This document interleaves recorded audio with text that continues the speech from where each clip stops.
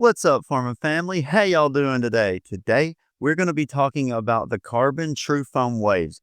I got the 1, 2, 3, and 4. The 1 is an elongated with an elongated handle. The 2 is a standard shape. The 3 is an elongated paddle with a shorter handle, but has a bigger face compared to the 1. And the 4 is their new hybrid shape they just came out with. I do have a discount code for this company. It's Farmer. If you use that at checkout, I will get a kickback. That does help my small channel. It helps me go out and get better, gear, hang out with my kids more, stuff like that. So if you use my codes, I really, really appreciate it.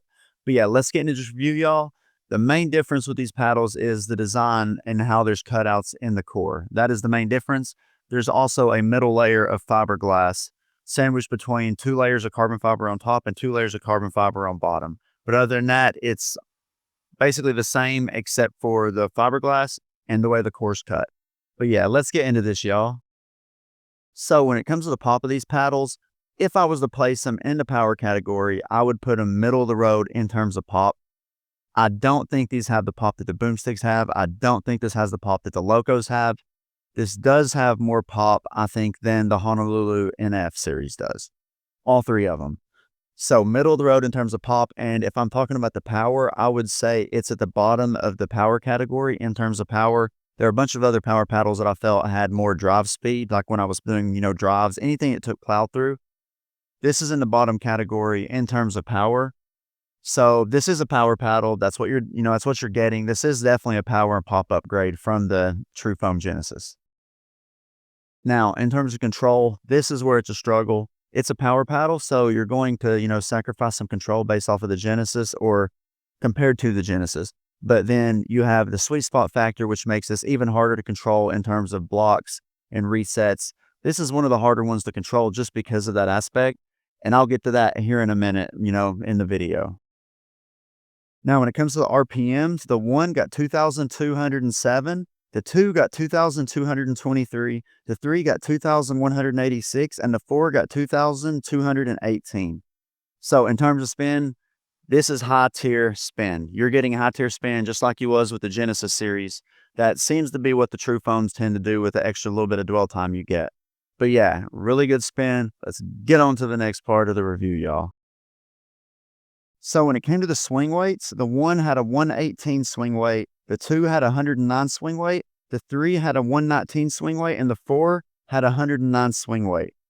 Okay, when it comes to all these swing weights, they have pretty close swing weights compared to the TruFoam Genesis. So if you play with the Genesis, stick with the same shape you had and just go with that in terms of waves if you decide to get a waves paddle. And when it came to the overall weight, the 1 had 7.9 ounces out of the box, the 2 was 8 ounces, the 3 was 8.2 ounces, and the 4 was 8 ounces. Now, when it comes to the twist weights, the 1 had a 5.9 twist weight, the 2 was a 6.98, the 3 was a 6.8, and the 4 was a 6.62. Overall, these twist weights aren't bad for what you're getting in terms of the hybrid shape, but what I did find out was that the twist weight didn't exactly correlate completely with the sweet spot. When it came to the sweet spots of these paddles, they were worse than they were with the Genesis series. I felt like a lot of lead tape had to be added in order for these paddles to perform decent enough sweet spot wise that I could just take them out and play with them and not have the hyper focus. When I was hyper focusing, I played really good, but when I wasn't, I struggled to find a sweet spot and it made me play really bad. Now, what I would do in terms of lead tape was I would put it from the corner all the way up to the top of the M. Straight up, I would let it up. You have to let them up. If you don't let it up, you're going to have to find a different paddle other than this one. Now, when it comes to the value for your money, this is $280 before my discount code. Do I think it's worth it? I really don't. Realistically, if I was to choose a carbon paddle, I would still probably go to the TruFoam Genesis 2 or 4 over this. And then if I was wanting a power paddle, there are several other options that are below the $200 threshold. I mentioned a couple of them in this video. But yeah, I was very underwhelmed based off of the sweet spot of this paddle. I did expect it to have a little more pop and power than it currently has. That's not a complaint though. I probably couldn't control it anyways. The big complaint is the sweet spot and how much lead you're going to have to add to make these paddles playable. And then you add the price on top of that and you're just like, okay, there's other options. But yeah, I'm curious what they do next with these paddles. They said they can do all kinds of things with them and make it change the playability and stuff. I would like to see a stiffer version that has a little bit bigger sweet spot. I don't even know if that's possible, but we'll see. But yeah, I hope you enjoyed this review.